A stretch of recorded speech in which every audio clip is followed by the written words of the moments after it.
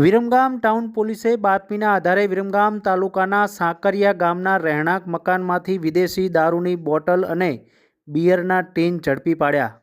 Viramgam town પોલીસને મળેલી બાતમીના આધારે વિરમગામ તાલુકાના સાંકરિયા ગામે ઠાકોરવાસમાં રહેતા કેસાજી વજુજી ઠાકોરના ઘરની બહાર આવેલા છાપરાના રહેણાંક મકાનમાંથી વિદેશી દારૂની બોટલ નંગ 18 તેમજ બિયરના ટીન નંગ 4 એમ કિંમત રૂપિયા કુલ 3000ના મુદ્દામાલ સાથે કેસાજી વજુજી ઠાકોરને ઝડપી પાડ્યા હતા, જ્યારે અન્ય અજાણ્યો ઈસમ નાસી છૂટ્યો હતો. વિરમગામ ટાઉન પોલીસે બંને શખ્સો સામે પ્રોહિબિશનના ગુના અંતર્ગત ગુનો દાખલ કરીને વધુ તપાસ હાથ ધરી છે.